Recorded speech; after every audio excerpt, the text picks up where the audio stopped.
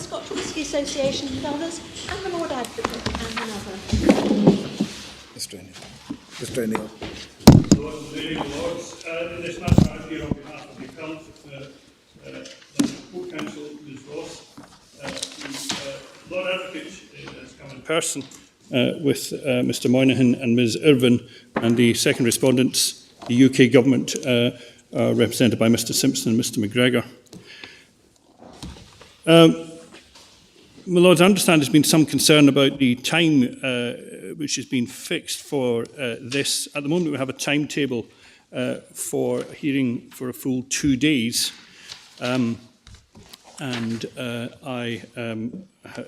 It's been, in terms of the division of time, it's been set out that I would start with 3 hours. The time has been reached as by way of agreement between the parties on the basis of the issues as set out in the Statement of Facts and Issues. The fact that there is an extensive amount of additional material which has not been produced in paper but has been kept on the memory stick is something which came in after the Statement of Facts and Issues had been agreed, so we knew what the issues were and what the time limit was. So the additional material, which was particularly Appendix 3, as was put in at the insistence of the first respondent. We said it was unnecessary, but it's there. But that additional material should not, as I understand it, certainly from my estimation, increase or decrease the time which should be spent in this appeal. And I don't understand the first respondent to think otherwise. On that basis, I was proposing to stay with the timetable as set out, but unless it would, your lordships would prefer, your ladyship would prefer a more accelerated approach, and I'm more than happy to do that as well, and I can certainly come down to 2 hours if that would assist. It's whatever is most appropriate and convenient for the court. Well, in principle, the shorter and more concise, the better. Indeed. But equally, this is a case where we seem to have rather a lot of papers. If it's necessary to go to them, then it's necessary. We did consider that on one view 2 days might not be enough, and on another view 2 days might be too long. So perhaps let's see where we go. But certainly 2 days are available if needed. More than that, I think, would be very difficult. And I would hope we can deal with it in that period. Let's see how we go. I certainly consider. Thank you for raising that. No, not at all, but I think we will finish in 2 days. I think there's no doubt on that. And maybe with luck earlier. Because the position that we say is that despite the acreage of papers in this, the appeal raises a very simple issue, which is eminently proper to and capable of ready resolution by this court. And that simple question is, why not tax? Why not tax? The factual background can be summarised, again, relatively briefly and in short compass. It is to the following effect that the relevant authorities in the member state, that's the Scottish Parliament, but also the UK Parliament is involved, the UK Government is involved, as is clear from the presence here, have made a political decision to the effect that they wish to intervene in the marketplace in Scotland to raise the retail price of alcohol. And their purpose in so doing is to discourage or decrease the consumption of alcohol, and thereby, it is said, improve public health within that territory. Now, for the purposes of this appeal, those whom I represent, the appellants, are not going to dispute those points, those factual issues. That is because it is necessary in order to get to the nub of the legal question and the legal dispute between the parties, that we don't have to, and it's not necessary, to go to the issue of whether or not it is within the authority's proper margin of appreciation to seek the improvement of public health by lowering alcohol consumption, or whether or not it is properly within their margin of appreciation to use pricing as a way of achieving that aim of improvement on public health. We accept that political decision has been taken. And we're not accepting as a matter of fact that is what ought to have been done, what would have been done in the best of all possible worlds. That is what has happened in this case. The member state authorities have chosen pricing as the means by which it wishes to decrease the consumption of alcohol. And alcohol, as we know, is an excisable product. And so they say by decreasing consumption of alcohol, they will improve public health. Now, our response to that is, well, given that you have taken this political decision that pricing should be used in this way to decrease alcohol consumption and, you say, improve public health, we point out that there are a variety, a whole number of ways in which pricing can legitimately be used in accordance with EU law to achieve the aims which you say you are seeking. First of all, we know that alcohol is an excisable good. Therefore, in principle, one might think that raising excise duty would be a way of increasing pricing, and if you increase pricing, on their analysis, you improve public health. Can I just ask just to check one or two things that be sure I understand them correctly? Yes. An increase in excise duty would have to apply across the UK as a whole, would it?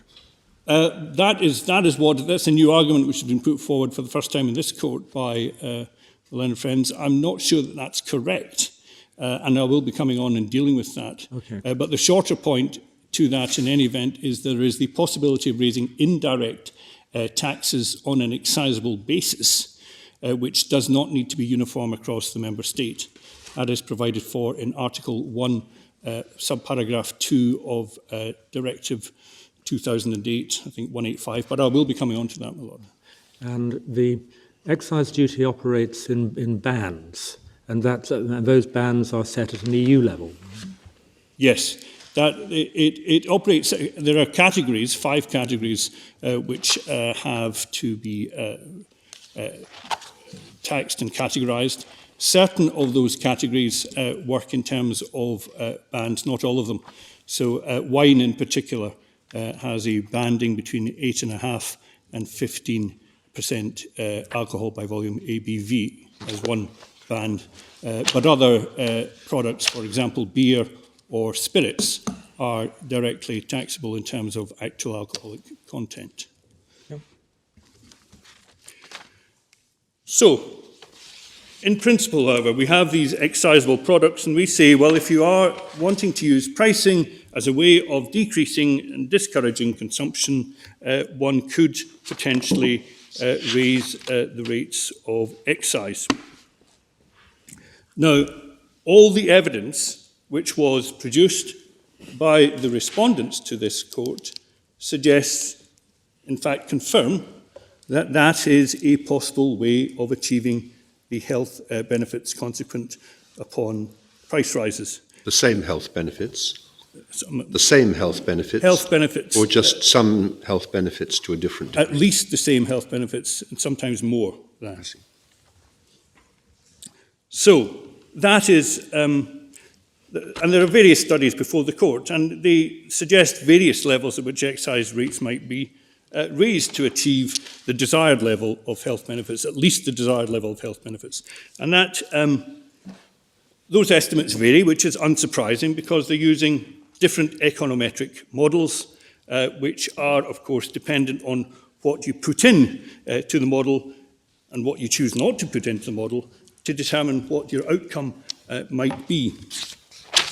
But the first of those is an estimate by HMRC to the effect that raising duty by 9% above the retail price index would produce the same positive effect on consumption, health and crime across the United Kingdom as a 40% minimum unit price. And the reference for that HMRC statement is in the appendix part 2 volume B, so it's not been produced in paper, but it's MS page 505. 5050 rather is the econometric model upon which this estimate has been based. 5047 sets out the statement from HMRC to this effect. It was 5047 is a letter in response to HMRC from a Freedom of Information request, which was put in by those instructing me to HMRC because it was publicly announced in August 2013 that it was proposed that in England, at least, minimum unit pricing would be introduced, and at a rate of 40 pence per unit. I understand that that proposal has subsequently been abandoned by the UK government on the basis they don't think, in fact, the evidence supports such a case. And was that HMRC estimate on making any assumption as to the passing on of the rise in excise duty to customers?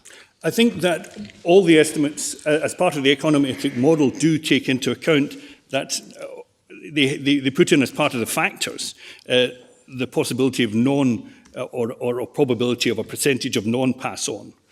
So yes, that would be in there, and we see that more specifically in the subsequent document I'm about to take to another econometric model. But the point is, it just depends on what the econometric models have as their input, and that would be a standard input into such a model, because clearly one works in the real world, you're trying to predict real world effects. And the HMRC are relying on the econometric model created by themselves in 2010, which is at page 5050, but we don't need to see the details. What did you say was the standard input? I'm afraid I haven't got a connection, which is why I'm a little behind. Well, this would be difficult. A standard input would be the degree to which tax might be expected to be passed on or absorbed.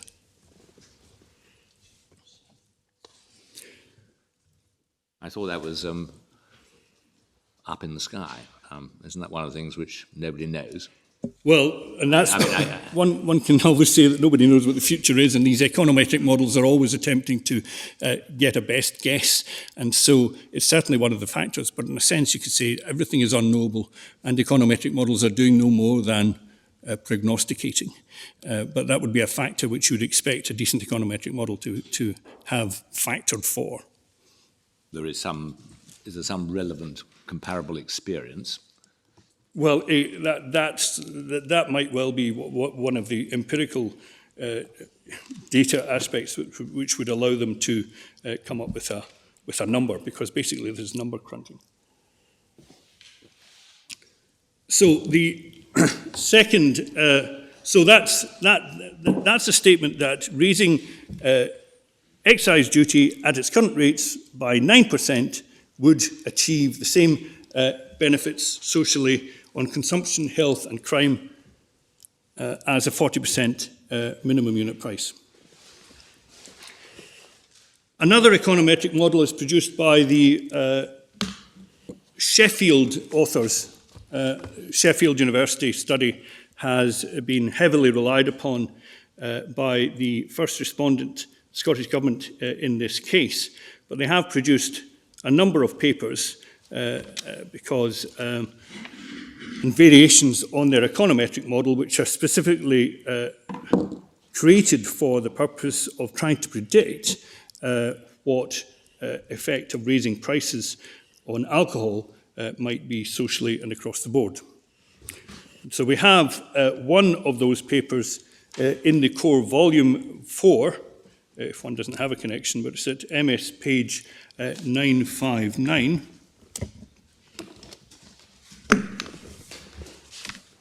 it's at tab 22 in the core volume 4.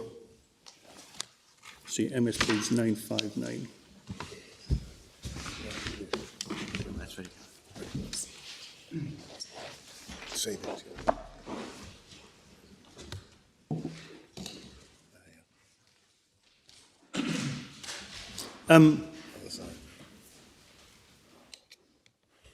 So which of the Sheffield papers is this? This is the February 2016 paper. This was a paper produced by the first respondent and lodged by the first respondent before the first division, the court below. It wasn't available earlier, but it was produced, as I say, and lodged by them. So what number is this? This is tab 22, page... Yes, I've got it. Yes. Tab 22, core volume 4. Yeah. 959 I've got it. Thank you. is the number.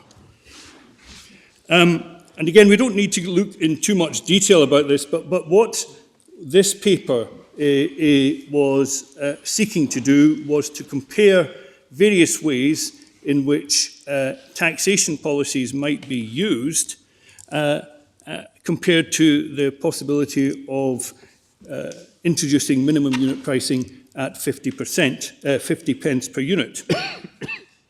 And what the paper does is gather together the results from their econometric model output to say that the equivalent effect in terms of the same 4.3 population-wide reduction in total alcohol-related mortality in England,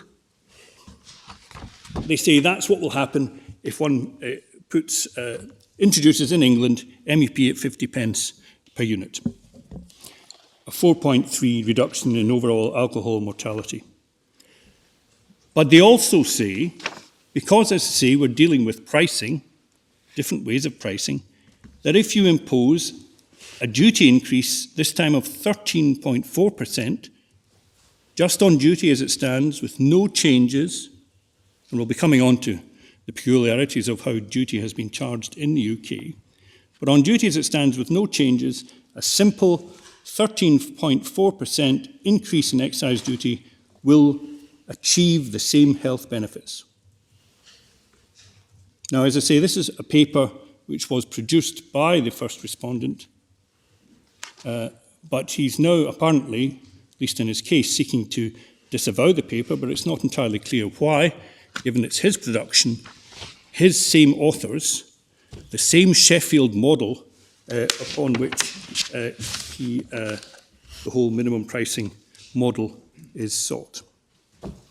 Does he not draw a distinction between the problems that may exist in England and Wales and those which exist in Scotland, and on that basis say that you can't transfer the message from this particular study in an unqualified way into the Scottish scene? Yes, that's what he says, but there is no evidence which actually produces that. And it's not so much that one can't transfer the elements of the study, because it's the same study, the same Sheffield model. It might be at best that one can't transpose exactly the same figure. But the principle that raising excise duty can achieve the same benefits as sought by 50% unit pricing is established not just by this paper, but by the subsequent paper in April 2016 upon which they rely.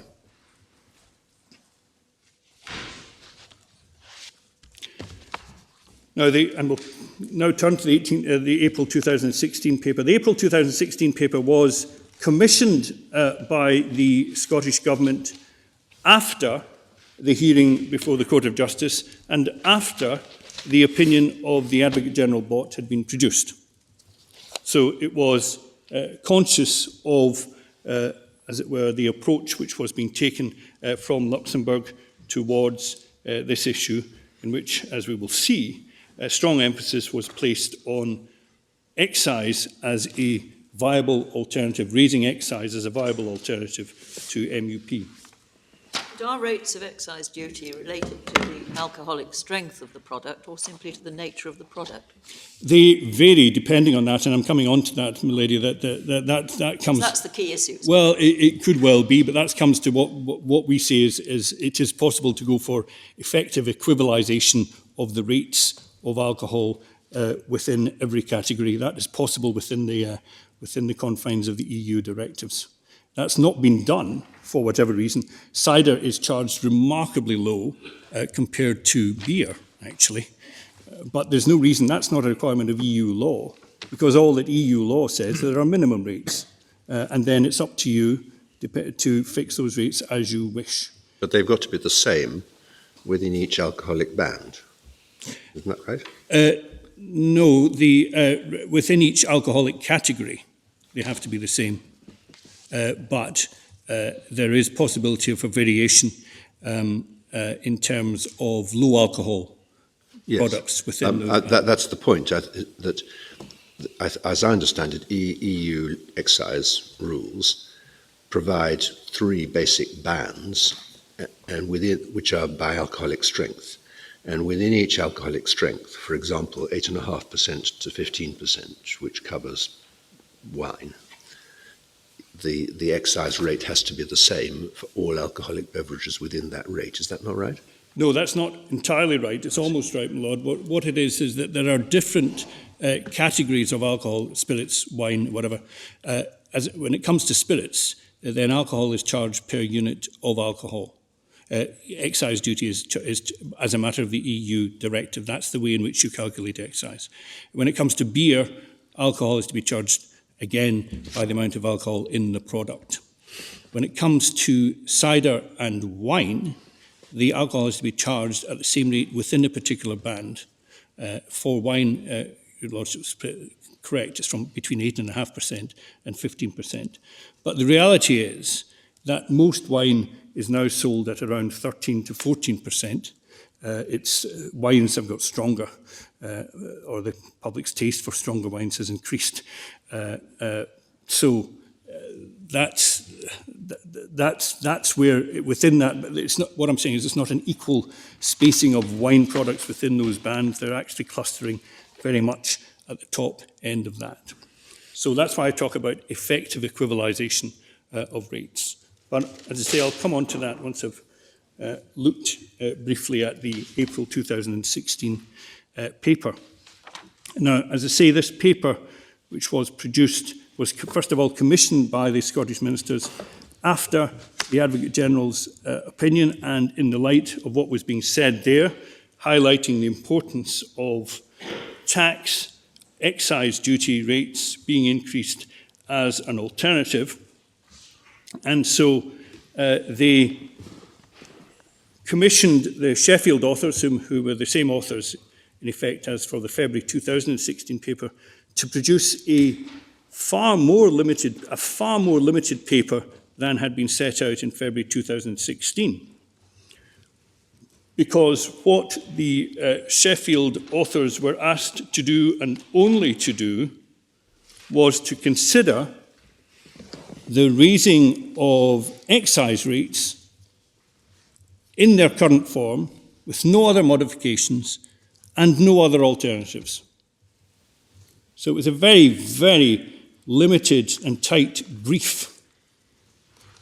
Whereas we saw that the February 2016 paper actually looked at a variety of ways in which pricing could be used. You could raise excise, you could equalise excise, you could add what they call an ad valorem duty. None of those options, which are all pricing options within the context of tax and excise, were to be considered for the Scottish model. Why that was done, why the Scottish ministers, in the light of what the Advocate General had said, wished so to restrict the evidence, is not known. But that they did so is absolutely clear. We know that from the terms of the Commission.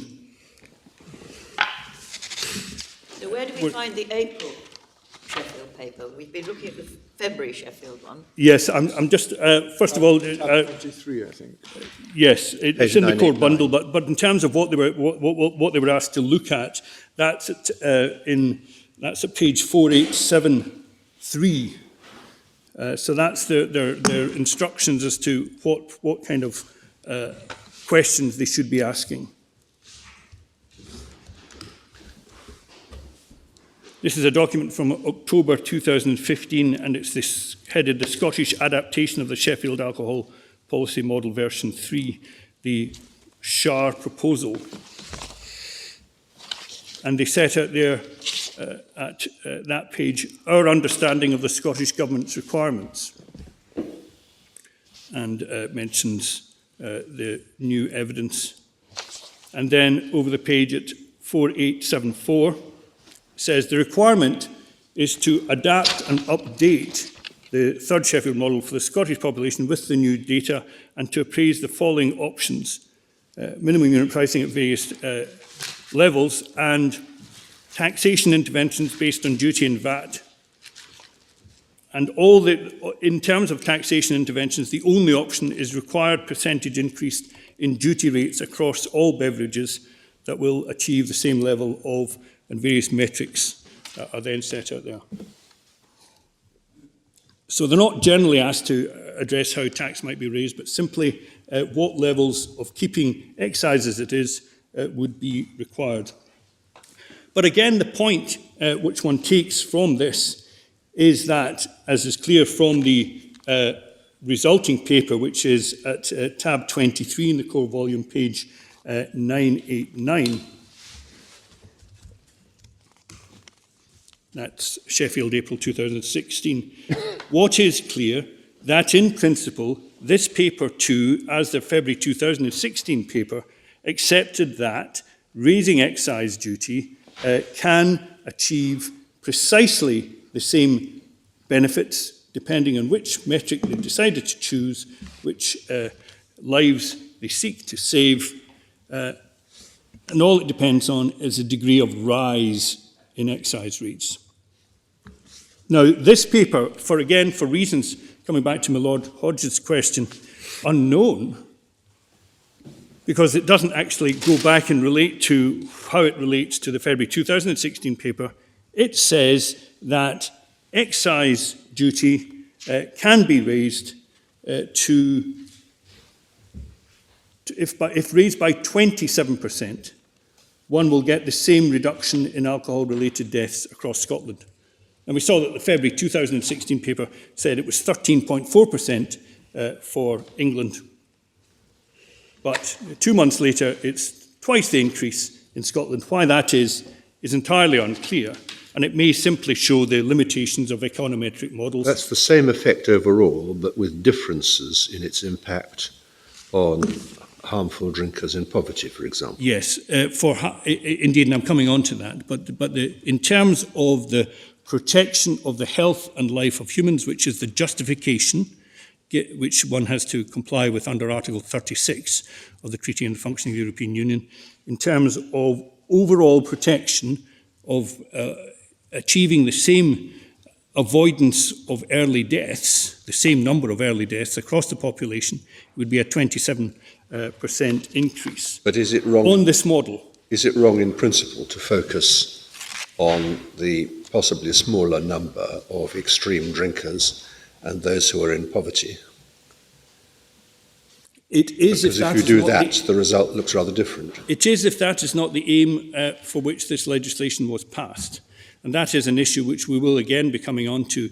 The aim has shifted, or at least the explanations of the aim of this has shifted markedly throughout these proceedings, the shifting having been done by the first respondent, depending on which court or community institution it appears before. But that needn't concern this court, however, because happily we have agreed and fixed on what that aim is in the Statement of Facts and Issues. And that is a twofold aim of decreasing consumption amongst the population generally, and also specifically decreasing consumption amongst hazardous and harmful drinkers. Not hazardous and harmful drinkers in poverty. Hazardous and harmful drinkers at whatever income level they happen to be. And we know, of course, that the phenomenon of hazardous and harmful drinking, that is to say, drinking above what used to be the government guidelines of 21 units per week for men and 14 units per week for women, those rates have since been equalised. Drinking above those levels is a phenomenon associated not with poverty but with affluence. That is something which was highlighted very much before the extra division. The richer you are, the drunker you can afford to get. And so hazardous and harmful drinking, from all the statistics, and the statistics are set out specifically in the reference from the extra division, show that it is a phenomenon associated with affluence. So, given that we in this court are agreed that the aim is an overall reduction in drinking generally, the Sheffield paper from April 2016 says that that can be achieved even on the questionable modelling and analysis, because it's all in a black box. You put in your question and out comes the answer. They say that from that black box, a 27% increase in excise duties as they stand will achieve the same population-wide reduction. But they then go on a 28% increase. Just 1 more percent will receive this, will achieve, they say, on their model, the same reduction in the deaths of specifically hazardous or harmful drinkers. Now, as I said, we can bandy the figures around. We can say, well, why did you say 13.4% for England in 2016 and 27% or 28% in Scotland 2 months later? But that doesn't matter. That is not something which this court need resolve, because what it establishes, what these papers, the respondents' own papers, establish, is that the raising, simple raising and nothing more of the existing excise rates in the United Kingdom will and can achieve the same health benefits as, at least the same health benefits in terms of reductions of deaths overall and of hazardous and harmful drinkers as 50 pence MUP.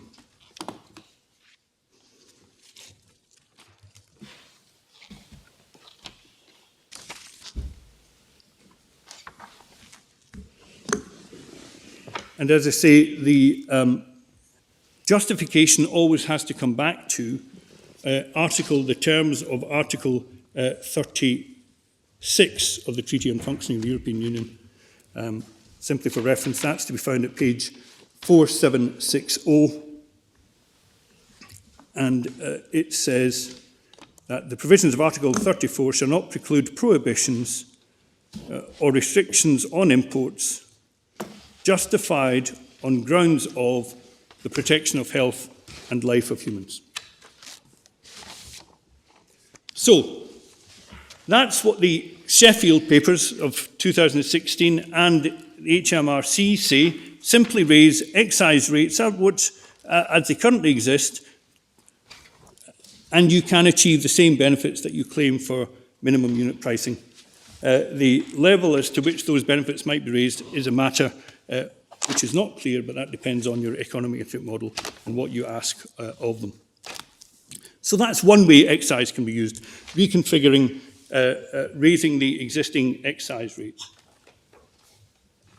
But another way in which excise might be used is to reconfigure the rates, what we call potentially the equivalization, effective equivalization of rates. Because at the moment, there is a major disparity in the manner in which the different categories of alcohol are taxed, not just in the manner, but actually the rate per unit, if one drills down to see what that means. We have handily, in tabular form and in a bar graph form, indication as to where current excise rates stand, at least excise rates as at 2016. There have been slight variations in 2017, but I don't think we need to go into that. But if we look at page 1188 in the bundle, and that's also in the core volumes, volume 4 at tab 27.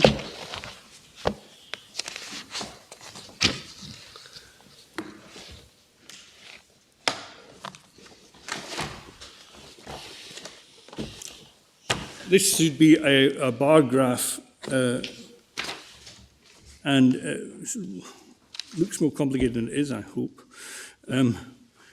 But we see from that, on the far left-hand column, UK current. So that's as of 2016, and it effectively sets out how the different categories of alcohol are charged in terms of price per unit of alcohol. Yep. And we see there that cider, my machine is just frozen. Very little, no. Very little indeed. Cider's less than anywhere else. Yes. Yep, okay. Cider's much less than anywhere else, but then still wine and beer are charged around the same. Sparkling wine in the UK is charged a bit more, then spirits are charged a lot more. Okay, so that's how UK current duty stands. If we were to increase it by 27%, as the April 2016 Sheffield figure says is necessary to reach the same level of reduction of overall deaths, that's what the figure would then look like.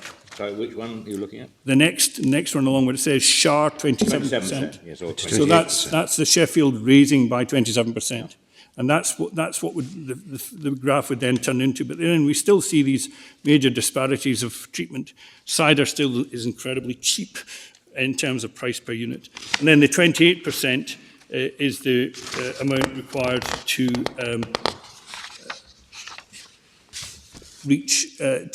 limit the deaths of hazardous and harmful drinkers generally. There are other figures which the April 2016 report created, 36%, 55% and 70%. That was all to do with excise being used to reduce not just hazardous and harmful drinkers' death generally, but hazardous and harmful drinkers living in poverty.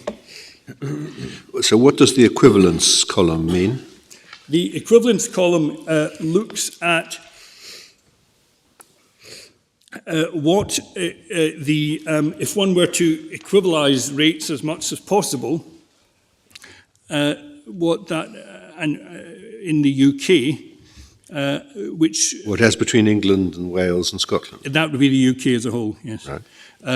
What would be required to get the 50% price per unit Okay. of alcohol?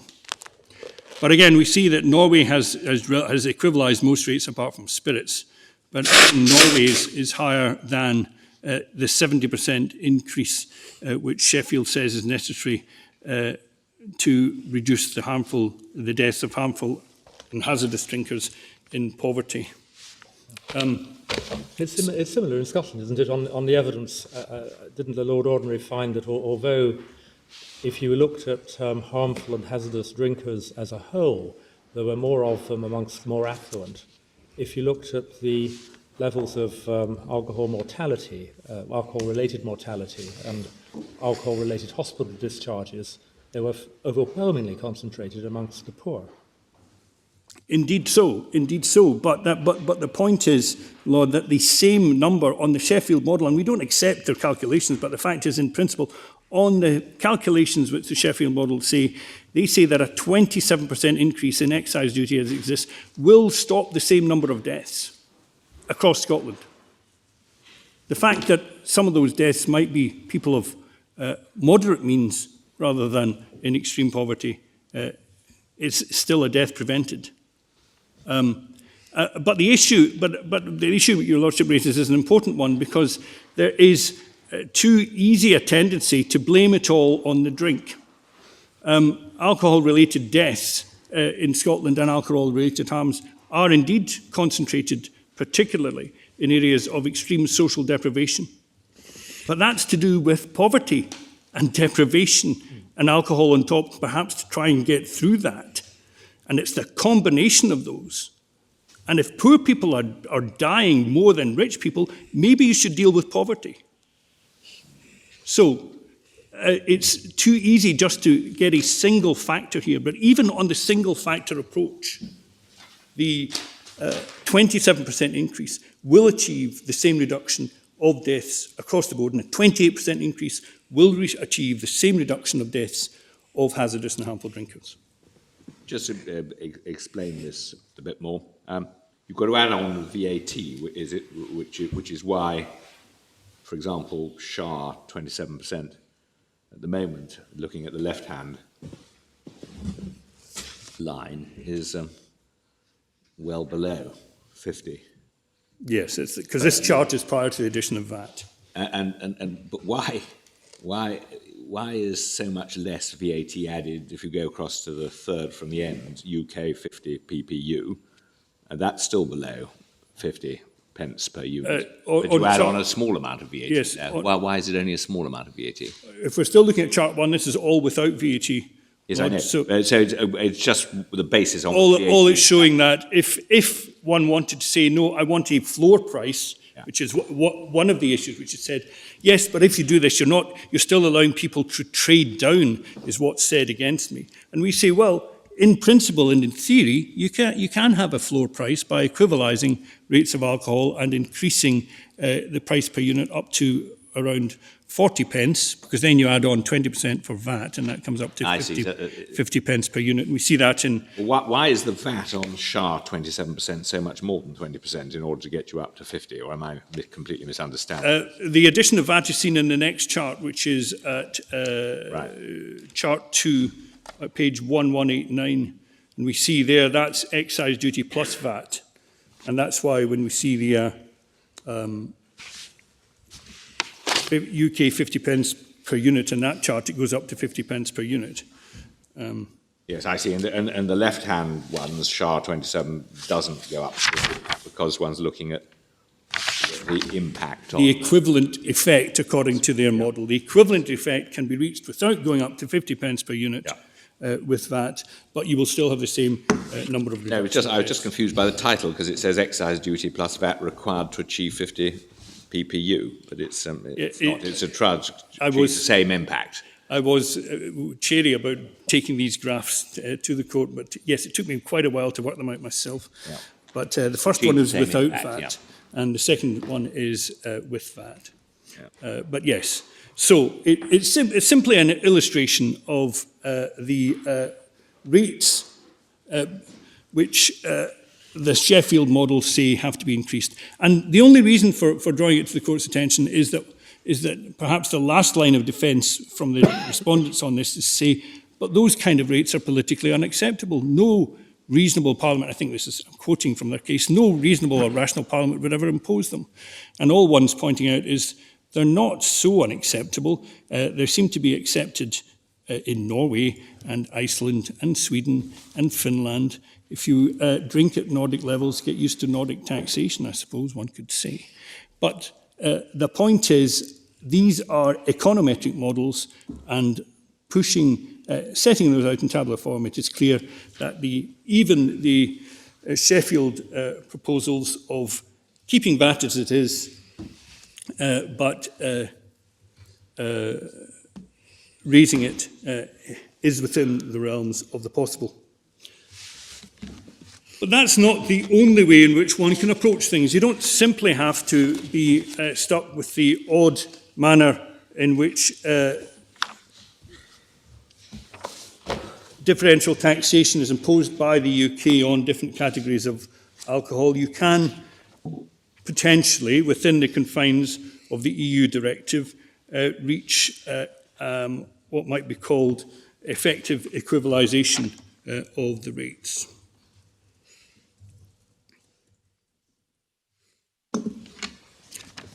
And that is, in fact, one of the options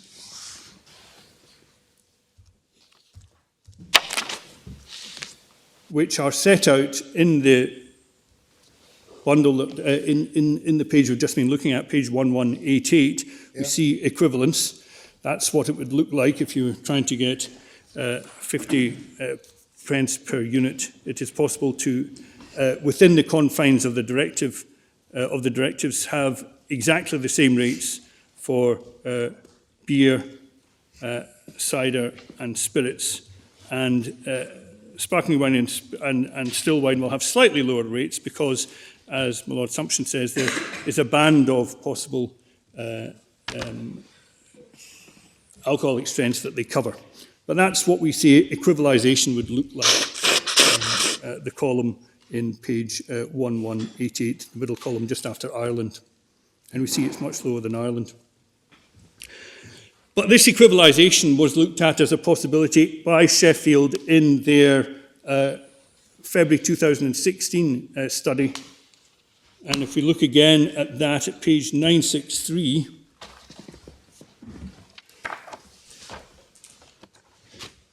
so that's core volume 4, tab 22.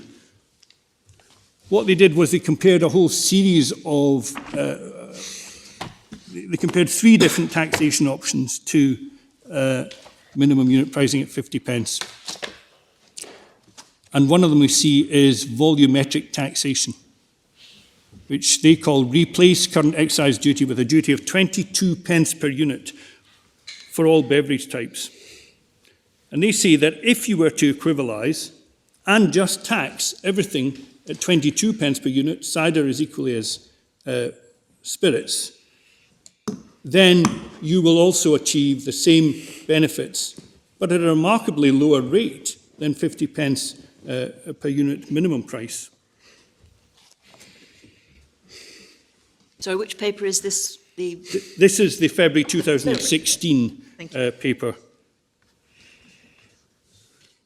So volumetric taxation, and we say it is within the bounds of the directives to have something equivalent, close enough to volumetric taxation allowed for by the directives. Because, as we say, they set minimum levels, and they certainly don't set maximum ones, and that the rates required by the directive can be brought as closely as possible to equivalence. If you want to redesign your excise system, and you can do that, and if you do it, they say, and make it around 22 pence per unit, you'll get the same benefits as 50 pence pricing. So, that's another way. You don't just have to raise taxes, you can restructure your excise duty towards equivalence.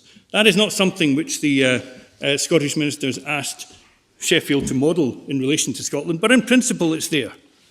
And of course the onus is on them to show why they tax, why not tax, as I say, why not tax? Given that we can see that tax is more flexible and has more opportunities on their own evidence than these would seem to credit it. So, we've got raising excise duties, we've got restructuring, equivalisation of rates as possible options, and it's up to them as the legislators to choose what mix or what options they might go for. But we've also got, and this comes back to my Lord Reid's question, the possibility of introducing indirect taxes on alcohol, which may indeed even be specific to a particular region of a member state. Can I just go, the 22 pence per unit has as big an effect because what it hits the whole range of drinkers, including the rich, heavy drinkers. Yes, absolutely so, my Lord. It's not concentrated on the poor. It's not just the poor what get the blame. Because they're buying more expensive alcohol probably anyway, and so the 50 pence minimum is an irrelevance. Exactly, and that's precisely because they constantly go on about the possibility of stopping people trading down. Yes. But of course, the rich can just trade up. You've put a minimum price on that plonk, I would never touch it anyway. But it's not touching their consumption habits in any way at all. But Scott, you don't have to sit very long in a Scottish criminal court to realise that the social problems associated with alcohol aren't so much to do with well-off people overloading on Burgundy from Waitrose. It's people buying very high-strength cider and beer and sometimes wine in poor areas, particularly in the west of Scotland, Yes. and getting very, very drunk, very cheaply, and it causing all havoc in family life, behaviour on the streets, and so forth. Yes, and of course, that's the sharp end of the Scottish criminal courts, but of course the hidden cost of excessive alcohol consumption is covered and hit by those having too much decent Burgundy from Waitrose, precisely because of the association, it's said, of alcohol not just being a social problem, but a health problem associated with cancers and the like. So it's not enough simply to say, well, it's a criminal problem. But it is important because what that does is point out this is a social problem associated with a particular social class and a particular area, and also a particular drink. Because one of the drinks not covered by this, as your Lordship will be aware, is Buckfast tonic wine made by the monks of Buckfast Lee Abbey, which is often associated with criminality or excessive drunkenness among the poor in West Central Scotland. But as the Commission points out, if that is what your aim is, a problem about the way in which the poor and the underclass in West Central Scotland drink, then focus on that. And a general measure is too much of a blunt instrument to be justifiable as a matter of health and protection of health and life of humans. There are other ways, because one has to check other alternatives to this. And as I say, the aim that has always been presented and the aim which is agreed between us in this appeal is the protection is the reduction in consumption of hazardous and harmful drinkers. There's some statistics somewhere, aren't there, that the lowest income quintile of the population, only 4.8% were harmful drinkers, compared in the highest income quintile with 7.7%, and 10.959% were hazardous, compared in the highest income quintile with 25.7%, so nearly 3 times in the highest, which is, I mean, maybe it doesn't hit the criminal courts, but it does seem to be a big problem. Well, indeed, it's quite a startling statistic, and frankly, when I started on this case, I started reducing my own consumption of alcohol once I saw the statistics. But there it is. There clearly is a problem. Those statistics are quoted by the Extra Division in its reference to the Court of Justice. We have material which sets them out in the various tables. What's the reference in the table to that? They are Sheffield, as you say. They're Scottish Health Department figures. Are they Scottish? They're produced every year. Yes. There's an annual Perhaps you could give us a page reference at some point. I'll come on to that. The Vienna House, I see in paragraph 179, said that of considerable importance is the identification of an acute problem among the less affluent. The lowest income quintiles alcohol-related hospital discharges are running at a rate 7.5 times greater than those in the highest income quintile. Alcohol mortality is 6 times higher. And they comment that this, by any gauge, is a major concern to any responsible democratic government. I presume there's nothing there you would take issue with. Well, indeed, my Lord, but that's the point. This was not presented as, and one cannot shift the aim and say that, therefore, the aim, in fact, is to deal with, and we know the statistics are, the 1% of drinkers, because it's 1% of drinkers are harmful drinkers in poverty. I mean, we can bandy statistics all day on this, but 1%, and in order to deal with the problem posed by 1%, the 1% of harmful drinkers in poverty, one produces a measure which affects 100% of the drinkers. If you do have an issue with the 1%, then have a targeted, more targeted approach which deals with the social deprivation, which deals with the geographical specificity, which deals with not just the manner but the specifics of consumption. And to be fair to the Scottish Government, they are doing that. Well, alcohol consumption is falling.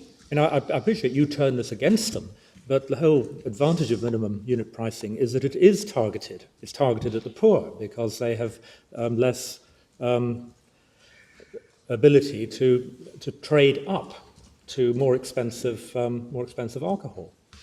And whereas taxation increases impact on everybody, including those who drink in a perfectly responsible way.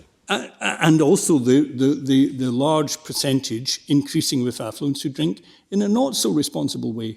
And that's the point which the Advocate General makes, is that if you are interested in protecting the life and the health of humans, the fact that taxation will not just do what you say in terms of protecting the poor from themselves, but will also bring benefits more generally socially, because you say generally you want to reduce alcohol consumption, even among moderate drinkers, but will also hit the affluent in their pockets. That's the reason for it, not to say, therefore, you shouldn't have taxation. And that was an issue specifically upon which the Lord Ordinary made his decision and was specifically found to be incorrect. And for the First Division then to revive that, as if the Court of Justice hadn't spoken, is part of why we're here. And one of the errors we say that the First Division fell into. But I was coming on to something, you thought the previous stuff was technical. Now the possibility of indirect taxes on alcohol which are not excise but are modelled as if they were like excise. And it's coming back to this point, which my Lord Reid asked from the outset, is can it be specific to Scotland? Can you have a taxation specific to Scotland? And we say, yes, that is possible.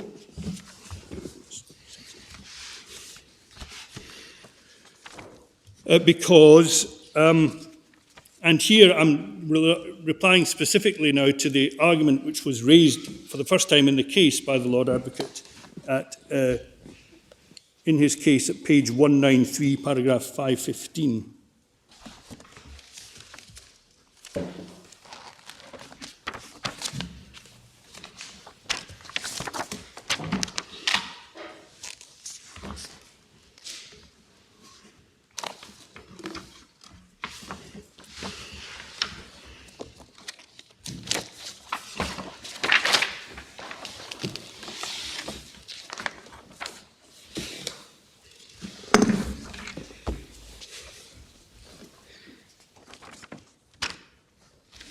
Yes, so this is this new argument which only came in, was never prefigured in the court below, but is this claim that any increase in excise duty would not be restricted to Scotland.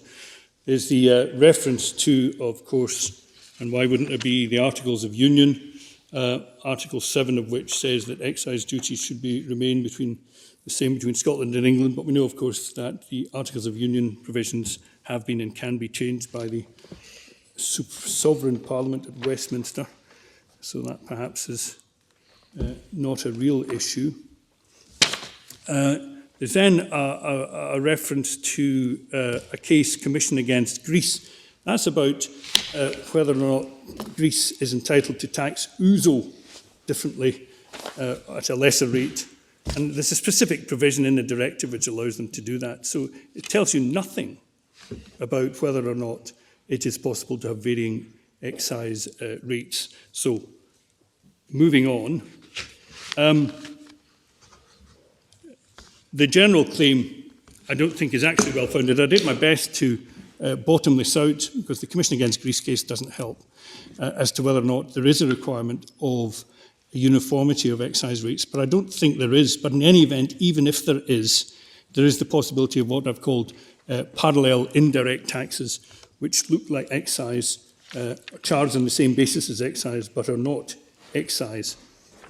And that's allowed for, as I say, in Article 1.2 of Directive 2008-118, which is in the Authorities tab 74, page 4451.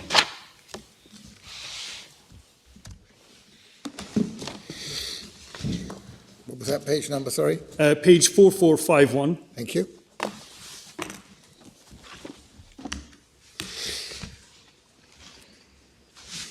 This is the Council Directive which replaced Council Directive 92/12, which the Lord Advocate refers to. That was in fact repealed in 2008, and the relevant directive is this of 2008-118. And it says, going on to page 4457, first, in Article 1, that the directive lays down general arrangements in relation to excise duty on the following excise goods, and we see that alcohol is one of them. But then it says, Article 1, subsection 2, Member States may levy other indirect taxes on excise goods for specific purposes, provided that these taxes comply with the community tax rules applicable for excise duty or value-added tax as far as determination of the tax base, calculation of the tax, chargeability and monitoring of tax concerned, not including provisions on exemption. So I say that this, in fact, allows, and we've said this from the outset, this provision, because it was previously Article 3, subsection 2 of Directive 92/12, it's now Article 1, subsection 2 of this directive. This provision allows for the possibility of taxes on alcohol specifically for health purposes. What's the tax base? Isn't that a population, or is that something else? That's coming up as to who, by whom, and where it might be levied. Well, yes. I mean, the question we're asking is whether you can do it on a Scottish basis. Yeah, I'm coming to that. Isn't that determination of the tax base? Put shortly, this provision has been used and relied upon by the Catalan government in terms of a petrol tax, and I'll come on and look at that, and also by various municipal authorities applying, for example, the city of Tallinn in Estonia applying a sales tax on petrol. So, in principle, it does allow for subnational bodies the possibility of placing a tax. But of the specific purposes upon which tax may be set, we've mentioned, and as I say, we've mentioned from the outset the case of Commission against France, which is at tab 41, page 3011.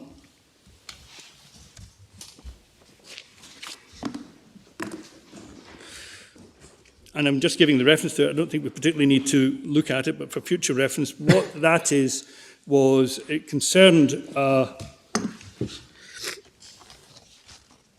tax which had been placed by the French Republic on alcohol of particular strength of greater than 25% ABV. There's also a tax on tobacco. Their justification for doing so was the supposed health risks associated with these, and the reason the revenue raised by this tax was going to be allocated to the National Sickness Insurance Fund. So it's a tax specifically just on alcohol and on tobacco to be allocated for health purposes to a particular fund.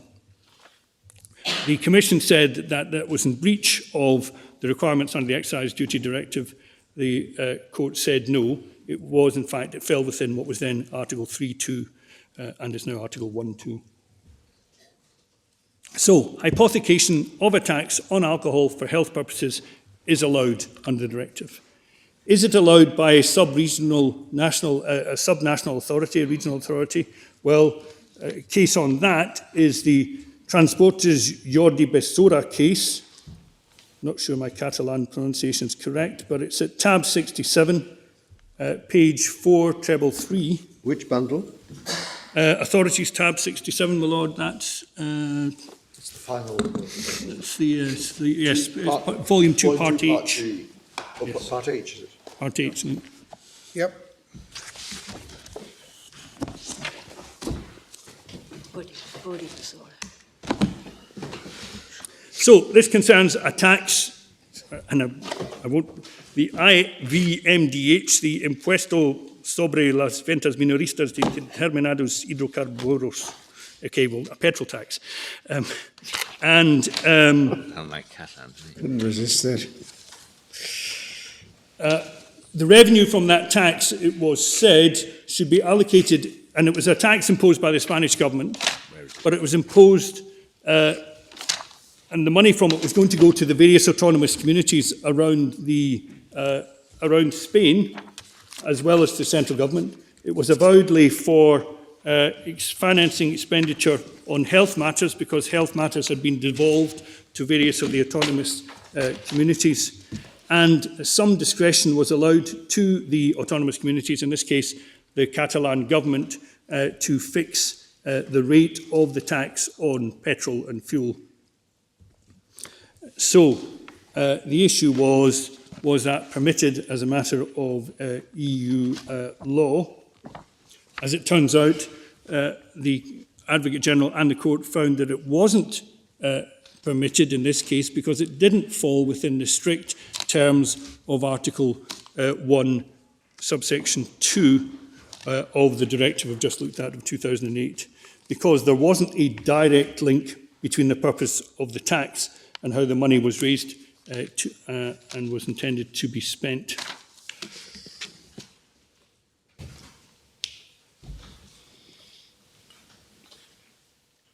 But what the court did allow for was the possibility that you could have an Article 1.2 tax which was intended to discourage the consumption, for example, of petrol in order, or diesel fuel or whatever, in order to improve the environment, so long as that money from that tax was hypothecated to deal with the problem which you were trying to tax for. So that it would be, you could have a NOx air tax on petrol or diesel use.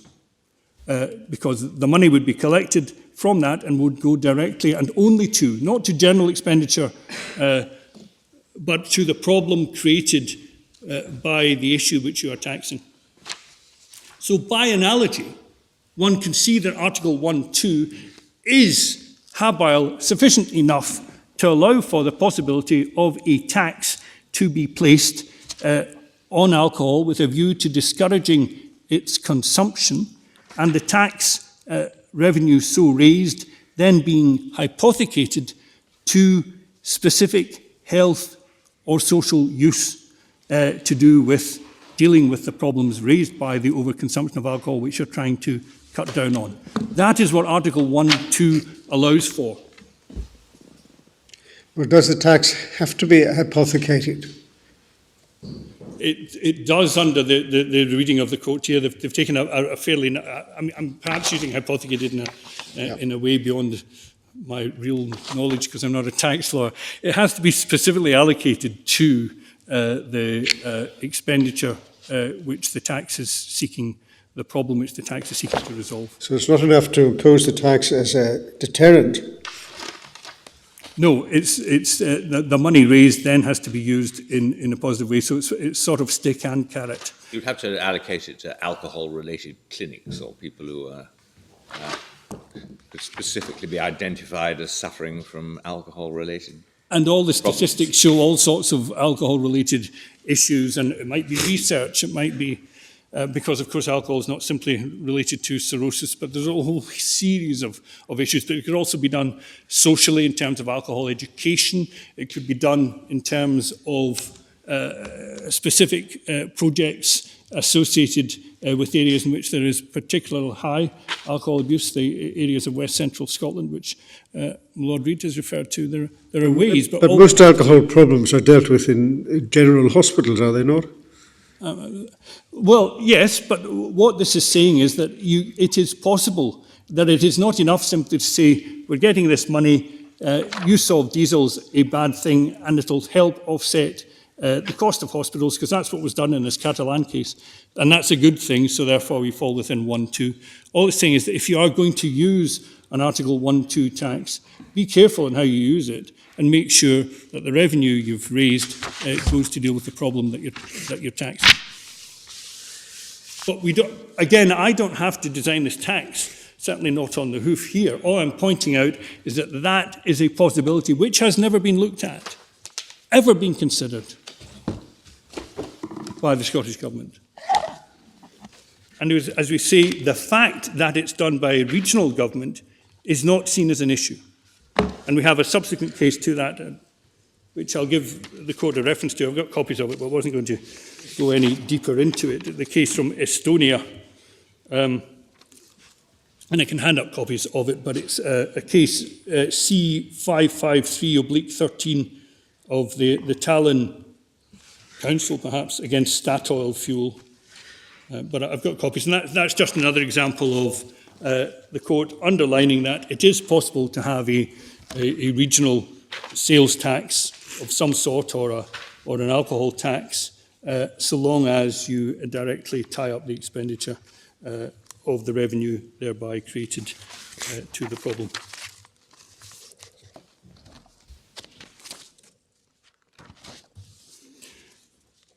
The other interesting thing about this case, and why it's worth perhaps looking at, is not simply the details of the tax, but the fact that this tax was introduced and has been charged for the past 10 years. The Spanish and Catalan governments were therefore anxious that the temporal effects of any judgment against them should be limited, because otherwise, they say, they're going to be faced with an awful lot of backdated claims for tax. And that request was refused. But the discussion of the matter is at page 4339 in the case. And one of the things that was said was by the Catalan and the UK and the Spanish government was, we were told by the Commission that this was all right. We acted in good faith. We checked with the Commission before we put in the proposal for this law, and they told us that it would be all right. So therefore, in good faith, we introduced the law and have relied upon it for the past 10 years. The court looked at the papers, however, and said, that's not right, actually. Paragraph 44, page 4341, they said that in this connection it should be observed that the opinion provided by the staff of the Commission, on which the Catalan government and the Spanish government rely, clearly concluded that the introduction of a tax on hydrocarbons, which would vary in rate from one autonomous community to another, was contrary to EU law. In particular, the staff made it clear that the tax could be regarded as compatible with Article 3.2 of the directive, well, that's now Article 1.2, only if a coherent link existed between the amount of that tax and the health or environmental problems it was intended to remedy. And then they initiated proceedings against them in 2003.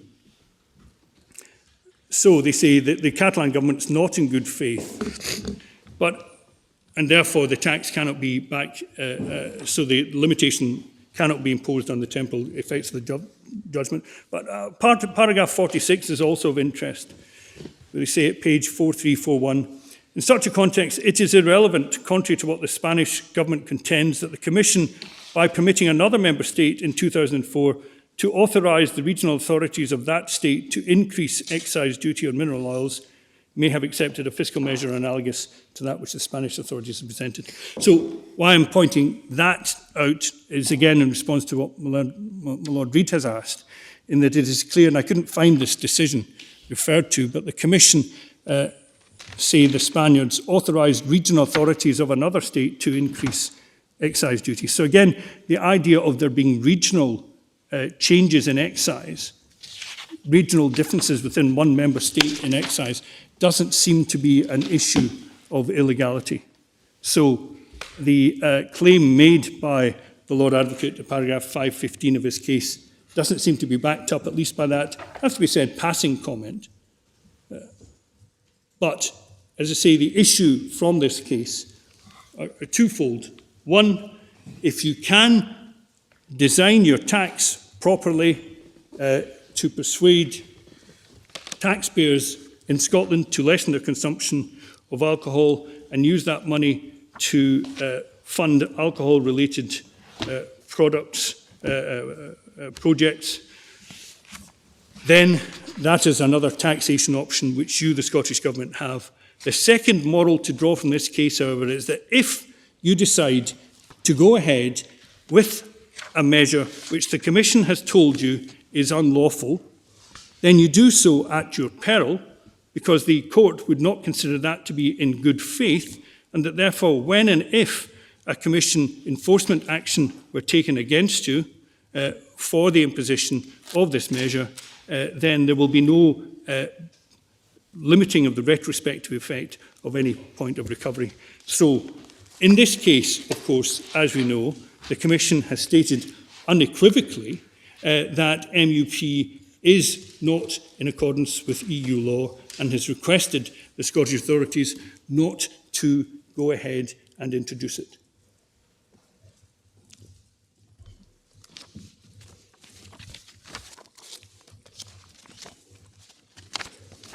So that's the other possibility of using tax, the Article 1.2 measure. The fourth possibility in which tax might be used is allowing for reduced excise rates for low alcohol categories of product.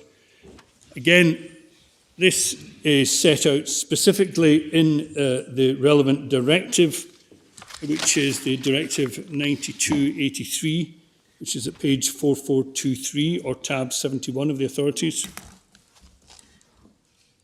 which is at Part H of Volume 2 in the bundle.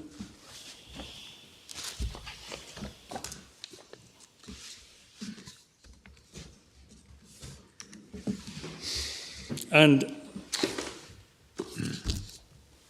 we don't need to go into the detail of this, but all that is said is that Article 5.1 allows for beer of less than 2.8% alcohol by volume to be taxed less, for wine of less than 8.5% to be taxed less, that's Article 9.3. For sparkling fermented beverages, also of less than 8.5% to be taxed less, that's at Article 13.3. And for spirits, for intermediate products and spirits to be taxed less than Articles 18.3 and 22.5. So, low alcohol excise duty allows specifically for low alcohol issues low alcohol products actually to be encouraged because they can get a favourable rate of excise.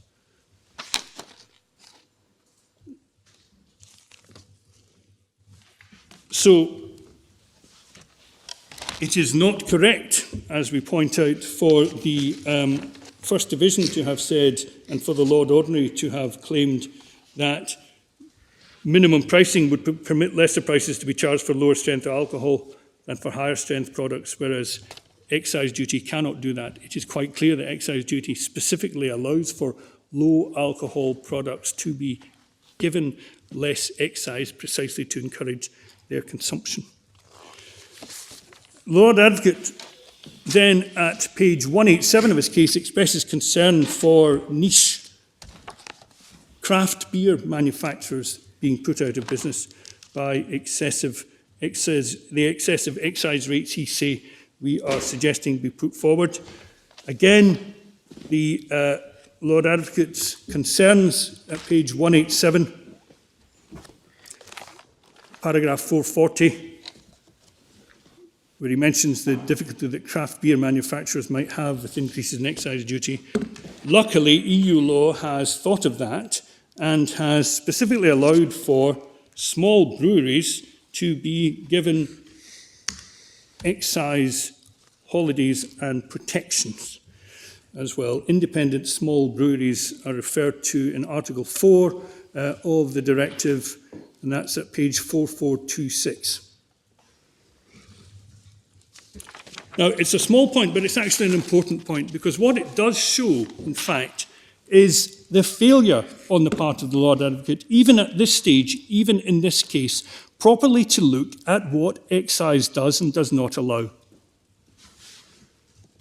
So to make a point about craft breweries being hit by excise while not perhaps knowing, understanding, or certainly not explaining to this court that craft breweries are protected is quite important.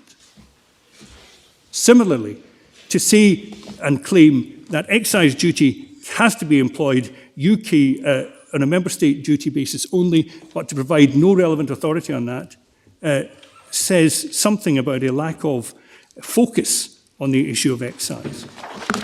And finally, the failure to look at the relevant case law and refer to, for example, the Catalan case from 2014, which specifically mentions regional authorities having the right to make indirect taxes on alcohol and other excisable products for health purposes, also shows a failure properly to consider the alternatives. Now, you might say, well, of course, that's understandable because the Scottish Government don't have legal competence to vary excise, so this is all theoretical as far as they are concerned.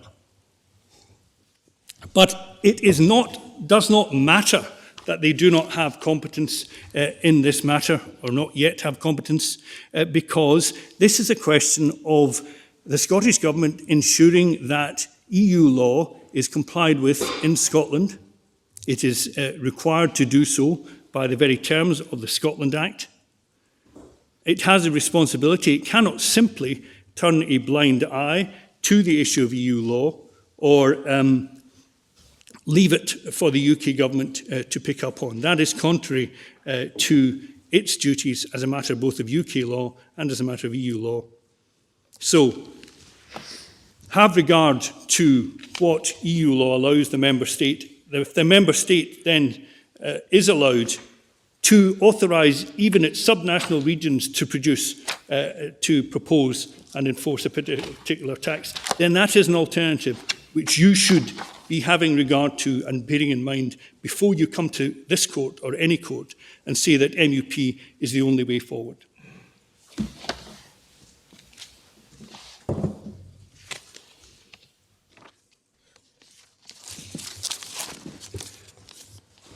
So, craft breweries, home consumers of wine are also given excise holiday. But the final,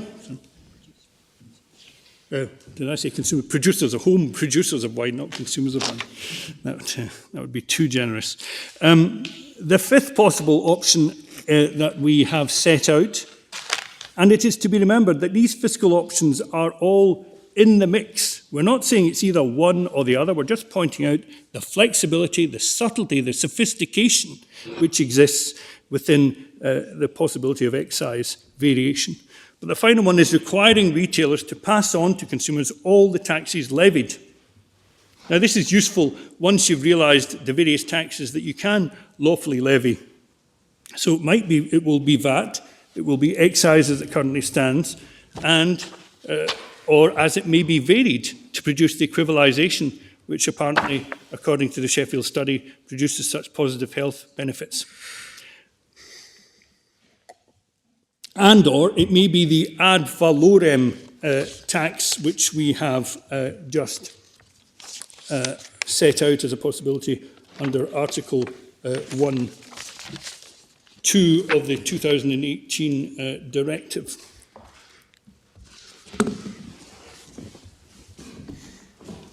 And again, on this issue of the indirect tax and the level that might be put at, this again has been looked at by Sheffield in its February 2016 study. If we look at page 963 again,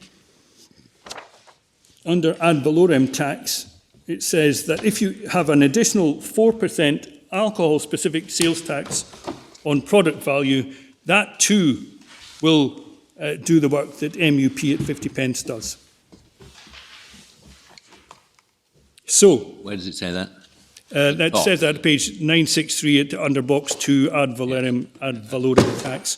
All those figures, 13.4% increase of excise as it currently stands, 4% ad valorem, equivalisation at 22 pence, are all reached as figures which will achieve the same as introduction of a floor price of alcohol within the current tax system. That's what the paper sets out.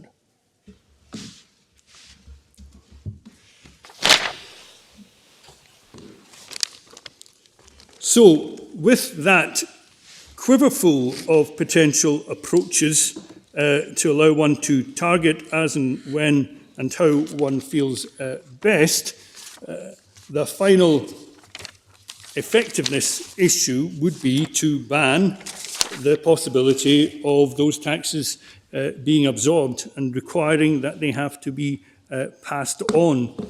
And we know that is possible and enforceable and not theoretical because it has been introduced in England and Wales. There is, under the mandatory code of practice that applies to all licensed premises, there is a legal requirement for all those selling alcohol for consumption to retail to sell it for at or above the cost of duty plus VAT. And it assumes that the production and distribution costs of the product will be zero, so that one doesn't have uncertainty as to what the minimum price is for any particular product. All one has to do is to know what its classification is in terms of the category of alcohol, and to know what the duty is that applies to that. And that, of course, would be much easier if you went for the equivalisation of rates, which is one of the possible options there. It is, in fact, as easy as calculating the minimum unit price on alcohol, because it's a simple arithmetical matter. One can even envisage having a smartphone that would allow one to do it for one if the math were too difficult. But it isn't too difficult. You don't have to get into, but how much did this really cost? Because all that one is focusing on is how much is the tax on this, and are they seeking to sell it at less than that tax? But under that system, it's open to the retailer to discount, or the producer rather, to discount production costs, is it? The discounting of production costs is what's called efficiency in a competitive market, I think. And that's one of the points about this, is that efficient producers produce alcohol more cheaply because they have lower costs. And the issue then is, but that will not impact upon this minimum price, because that's predicated simply on all taxes. Yes, but a retailer that wants to encourage customers to come to her or his retail outlet, although he's obliged under this system to pass on all the taxes, could ensure, if they choose, that the price was lower by discounting the production costs. But then it comes down to what level you're going to be fixing your minimum, your required tax on the product. And as I said, it's part of a suite of measures in terms of, as we've said, that February 2016, Sheffield says that if you have volumetric taxation at 22 pence or an ad valorem duty of 4%, then you will get the same benefits as 50% price per 50 pence price per unit. But the point always is that these measures, unlike minimum unit pricing, maintain competitive differentials, so that a product which is produced cheaply can still be sold cheaply. But it will not be, but you will still establish, it's all relative, because that base cost will be determined by the amount of tax exigible. So this is just an enforcement measure, and it's clearly a measure which is considered to be worth introducing and enforcing, because it has been done in England and Wales. If you look at page 5241,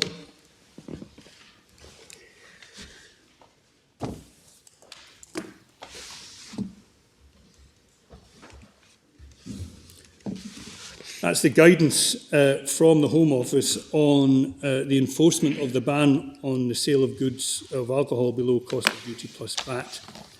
And it sets out a series of worked examples of what, under current rates, will effectively be the minimum price for any particular product. So you establish a minimum price with relative ease. We see that at 5245.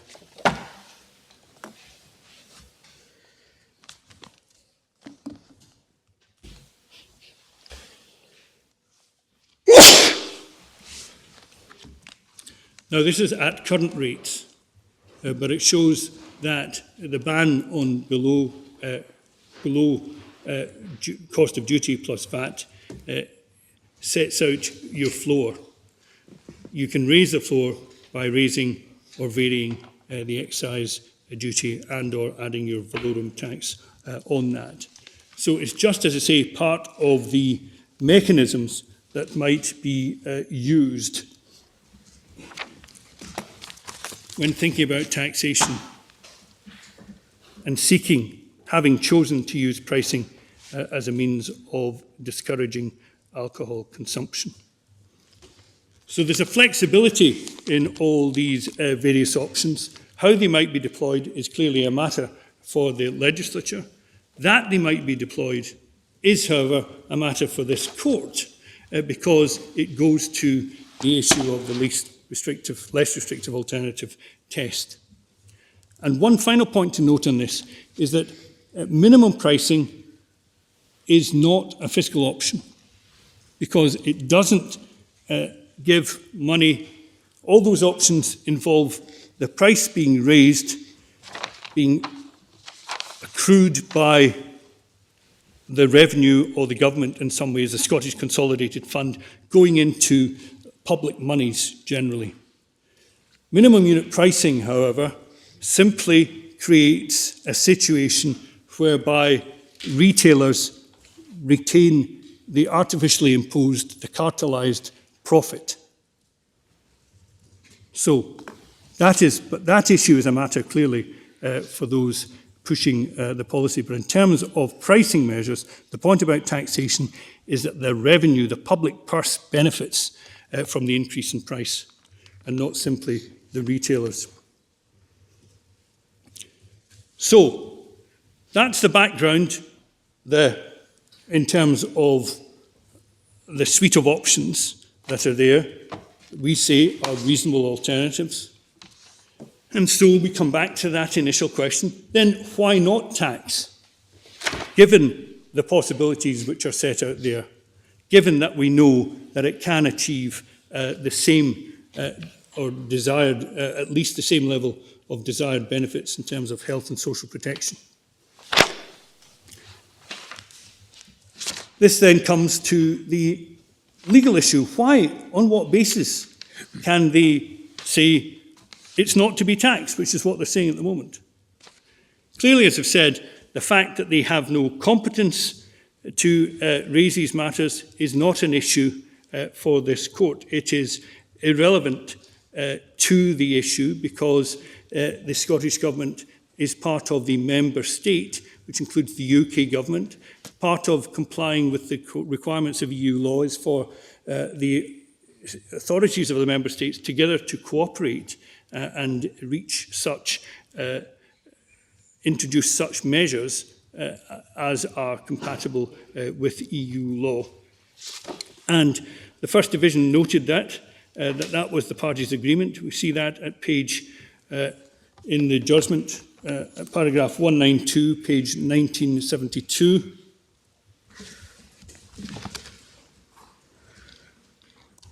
This is the elephant in the room passage. But the court notes it was agreed by the parties that in the EU context, the division of power and responsibility is irrelevant because the member state is the UK. It required to organise itself accordingly.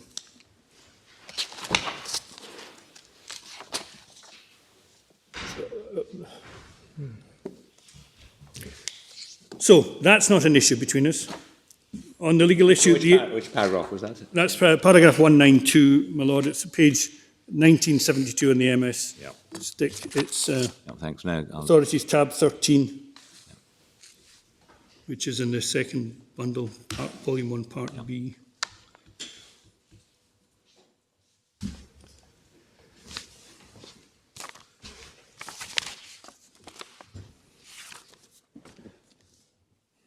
No, it's Authorities tab 14, I'm sorry. And it's page 1972. So, That's not a legal issue. The issue then, in terms of the proportionality least restrictive alternative test, is appropriate and necessary. The relevant test is set out at paragraph 59 of the Court of Justice's case law, judgment in this case, and that's to be found at page 1906, and that is Authority tab 13. I'm just thinking aloud, Mr. O'Neill. I mean, it's quite a major plank in your argument, this, and you say it's a matter of agreement. It requires a little bit of thinking about, because when you're, I mean, what the Court of Justice has effectively invited the domestic courts to do is consider the proportionality of introducing minimum pricing, having regard to alternative possibilities. And you're, of course, focusing on the possibility of a rise in taxation of some kind. Yes. And plainly, it's not a possibility that's open to the body whose decision to introduce minimum pricing is the subject matter of the proceedings.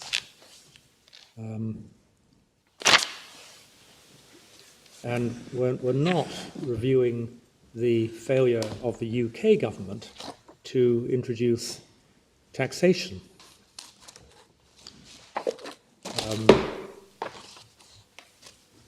But what we are reviewing is the decision and the assertion that the introduction of minimum unit pricing by the Scottish Government is the least restrictive alternative as a matter of EU law, because they say that it is a justified interference, because they are the ones who've raised the EU law issue. They say, we accept that this measure infringes Article 34 of the Treaty on the Functioning of the European Union, because it's a measure equivalent to a restriction on imports.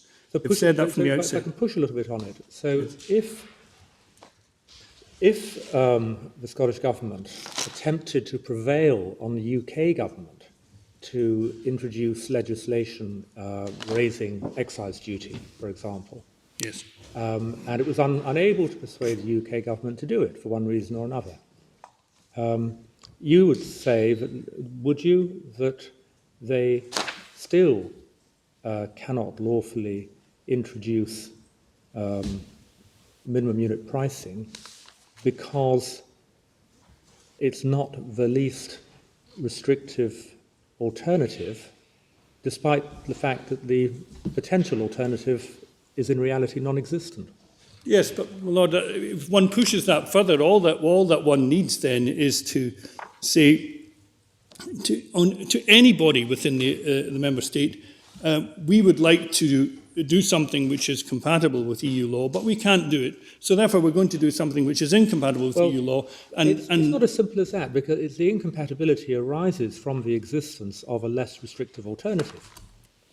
No, my lord, the incompatibility arises because they have accepted, and it has been established by the Court of Justice, that this measure is a measure equivalent to a restriction on imports, and therefore is contrary to Article 34. That is the whole basis on which this case has come. So they have accepted that in the pleadings. They then, accepting that, reported to the matter to the Commission under the Technical Standards Directive, and produced a whole series of arguments as to why, not that it wasn't in breach of Article 34, not that it wasn't a restriction on imports, but that it was justified under Article 36. So that's always been the whole basis on which we have proceeded. And it's not something that can be taken away from now. It's certainly an argument. The argument actually came before the Court of Justice by one of the intervening parties, I think it was Ireland actually, who suggested that this was covered by the Kekin Mitoa exception of being, and that it didn't even fall within the ambit of Article 34. Yes, I appreciate all that. I mean, I won't pursue the point just now. No doubt others may come back to it. The only issue I was raising was whether it is quite as simple as saying you look at the UK as a whole, and therefore it's irrelevant that the Scottish Government lacks the relevant taxation powers. If the justification depends on showing that this is the least restrictive possibility which is available, then I just raise the question whether the impossibility of getting the UK government to impose a tax increase would have no impact on the supposed availability of taxation as an alternative measure. My Lord, that presupposes that politics trumps law. No, it doesn't. Well, it does, because the internal politics of this state are such that, and your Lordship has predicated the idea that taxation is just the UK government has decided it's not going to listen. Well, I won't take up the time. No, but my Lord, I think it's important. Your argument is that the more devolution, the more you can interfere with freedom of trade on this basis. Well, indeed, or even the less devolution, we would like more powers. We can't do it. We don't have excise, so therefore we're going to do a proxy for excise. And, that can't be said to be in breach of EU law because we don't have the power to act in accordance with EU law. That can't be an argument. Well, I mean, if it were surely the argument can be reformulated in this way. The Scottish Government has responsibility for the health of the Scottish people. The only realistic alternative available to the Scottish Government, given the absence of powers to impose taxation, is to introduce a minimum unit price. On that basis, it isn't more intrusive than it should be, because this is the only alternative available to the government. No, but that's misunderstanding what what is intrusive on the market, on the internal market, and it has been accepted again in this case, found by the Lord Ordinary and respected by the First Division, that minimum unit pricing is a more of an interference in the free movement of goods, creates more of an obstacle than taxation measures do. And that's where we're coming from. It's not that it's the least restrictive alternative that we have among our powers. Is there an alternative open within the member state which will achieve the same ends, but will not have these contrary effects on the internal market? That's part of the responsibilities of being a member state. And frankly, also, my Lord, it is not sufficient to say the Scottish Government has responsibility for health in Scotland. So does the UK Government. We have a devolved system, not a federated system. And in a sense, the whole point about the Miller decision was to underline that ultimate power rests in Westminster. And if there is a problem, and it appears at one point it was a proposal that there be minimum unit pricing in England and Wales introduced by the Westminster Government until they chose not to do that for their own reasons, then this is a matter which the UK Government can take up in consultation, no doubt, with the Scottish Government, just as it does consult with the Scottish Government if further powers are needed. For example, that was done with the Scottish independence referendum. Isn't there a more fundamental problem about the argument that's being put to you, which is that, in general, the internal constitutional arrangements of a member state cannot be relied upon as authorising what would otherwise be a breach of Articles 34 to 36. If you envisage, for the sake of argument, a country whose constitution contained a bar on increasing excise rates, it's an artificial assumption, but just let's take it for the sake of argument. Let us suppose that the United Kingdom had a written constitution which contained such a provision. Now, it seems manifest that the United Kingdom government couldn't say, well, our constitution prevents us from resorting to taxation, so this is all we can do. I don't see that conceptually the position is any different, simply because our constitution distinguishes between the powers of the Scottish and United Kingdom legislatures. They're both constitutional bars. Absolutely so, my Lord. And it's a matter which has been raised specifically, as my Lord Mansell will be, with the German Constitutional Court. The cases from 1970 and 74 onwards, International Handelsgesellschaft, 1970, and Höchst, and the like, have all said, the court has said in terms, when the Bundesverfassungsgericht has said the issue of giving farm payments or not getting farm payments contravenes the fundamental right to carry on a business, which is recognised within the German constitution. The court has come back and said, it doesn't matter what or is not recognised within your constitution, EU law prevails. And of course they also said, and as it happens, EU law also recognises within itself as a general principle all the fundamental rights that the German constitution does as well. But the point is, you cannot rely on your own constitutional arrangements, as Lord Simpson is absolutely right. And we have looked at this, and also the point is, it is a matter of agreement between the parties. But we've looked at it in the case at page 132 and 133, paragraphs 4.39, where I've looked at some of the issues about, and it's specifically about, more often than not, about Germany and the, where you do have a federal system, so you would have more of an issue. Whereas the point about our system not being a federal system is that the issue doesn't even rise as a matter of constitutional law. Because our constitutional law says that the UK government has power to do this. So even less do we have any claim here that, oh, but realpolitik in our country means that they're not going to do it. That is where you're saying that internal politics, not even the constitution, trumps EU law. And that's not how it works. It never has done.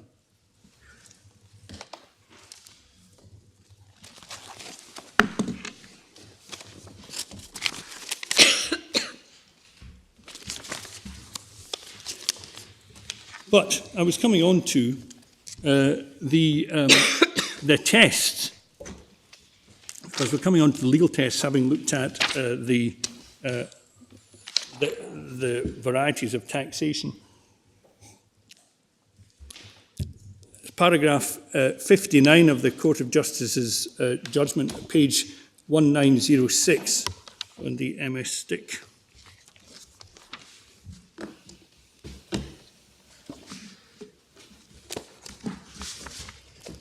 For some reason, this paragraph is differently quoted and relied upon by both sides, so I think it's worth having a close read of. We also have it in French, if that's really required, but that's readily available from the website. So, taking it slowly, because the respondents may take a different reading from this, it follows from the foregoing that Article 36 must be... Where are you reading from, Mr. Paragraph 59 of the... Oh, yes, I see, thank you. It's at page 1906. Yes, thank you. Article 36 must be interpreted as meaning that where a national court examines national legislation in the light of the justification relating to protection of health and life of humans, so that is where we are here, it is bound, so this is what this court, on any national court, has to do. It is bound to examine objectively, number one. What is it to examine objectively? It's to examine objectively whether it may reasonably be concluded from the evidence submitted by the member state concerned that the means chosen are appropriate for the attainment of the objectives pursued. Now, as I said at the outset, that first issue is not something which we are taking issue with for the purposes only of these proceedings so that we can get to the real nub of the issue. Not for any other purposes, not any major concession on the facts. There have been no findings of fact in this case. After all, this was a judicial review done on the basis of an examination simply of documents. I thought you conceded that the means chosen was suitable in the sense that they could achieve the objective, but not that they were appropriate in the sense that they were proportionate. Exactly so. That's right. The problem is there's a slight... that is my concession. Appropriate, our technical yes, terms. Appropriate is a technical term. But what we're saying is that the test that we are focusing on in this judgment is whether it is possible to attain those objectives. So the court has to examine objectively whether it is possible to attain those objectives by measures that are less restrictive of the free movement of goods and of the common market organisation. Now, what's said by the other side is there's some kind of margin of appreciation that you have to read in whether it may reasonably be concluded that it is possible. But that's not what they said. Whether it may reasonably be concluded that is the first stage of the proportionality test, as it were, the is there a rational connection to the end? But the least restrictive alternative aspect is simply, on an objective examination, is it possible to attain those objectives? Now, as I say, I just underline that because the respondents wish to try and make something of it and import something which is not there. It's not there in the English, and it's even more clearly there not in the French version of the text. Sorry, I'm not sure I've grasped what is not there. The importing of the phrase, whether it may reasonably be concluded. You say that that doesn't govern. Yes, they're two separate Two tests. separate tests, each beginning with the word whether. Weather, precisely so, my Lord, yes. That's it in some. Yeah. Heavy weather. So it doesn't govern, those words don't govern the second part of the test. Exactly. Exactly so, my Lord.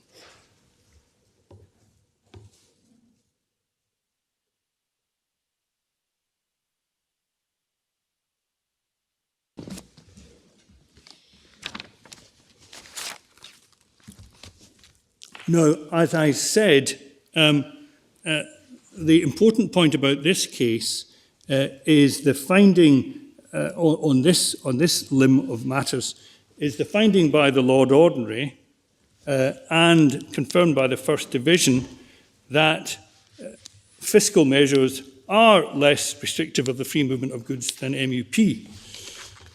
The Lord Ordinary stated it in his judgment, which is at Authorities tab 10, which is in volume 2 of the list of authorities, page, it's at paragraph 65, page 1807.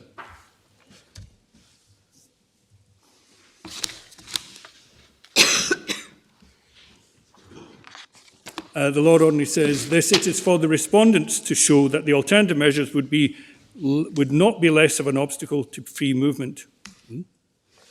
Rather than seeking to demonstrate that, the respondents relied on their submission that the evidential onus had not been discharged by the petitioners and cautioned that the consequences for intra-community trade of the suggested alternative measures might be more complicated and less predictable than the petitioners suggest. I have already rejected the first of those submissions on onus. I do not consider the second submission to be an adequate response. The respondents had the opportunity to show that the consequences for free movement would be different from those the petitioners would maintain would result. They have not availed themselves of that opportunity. This is Lord Ordinary speaking in 2012. They've still not availed themselves of that opportunity. They have still not put in any evidence to counter the competition-based evidence set out in the papers of Yarrow and Decker. So they had that opportunity. They have not availed themselves of that opportunity. Accordingly, I proceed on the basis that if the suggested alternative measures would truly be just as effective as minimum pricing, they would also be less of an obstacle to freedom of movement. And that is picked up and reiterated by the First Division in its judgment at paragraph 193, page 1972.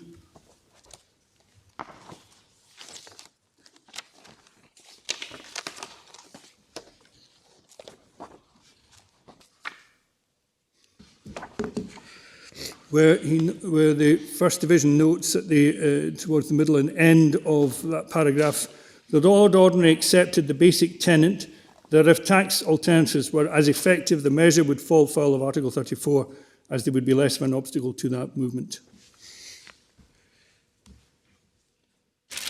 Sorry, which paragraph is that? That's paragraph 193. 193, where it says the Lord Ordinary accepted. Although it refers to paragraph 66, I think it really means 65. So, that is what the Lord Ordinary accepted, set out, that these measures fiscal measures are less of an obstacle to free movement. That has never been challenged or appealed against, whether in a reclaiming motion or cross appeal, and it is not challenged by the respondents in this case. So we proceed on the basis that it has been a finding of the court below and challenged that taxation measures would be less of an obstacle to freedom of movement. So again, it's something this court doesn't have to independently go into the volume of evidence to have that established. We could go into that, but that is not the basis on which this appeal is proceeding, because it's not a matter at issue between the parties. Well, as I'm moving on to... Would that be a convenient moment? It would, and I will certainly finish within the hour. That's a very helpful indication. Thank you very much, Mr. O'Neill. Very well, we'll rise now and resume again at 2 o'clock. Thank you very much. Court's now adjourned.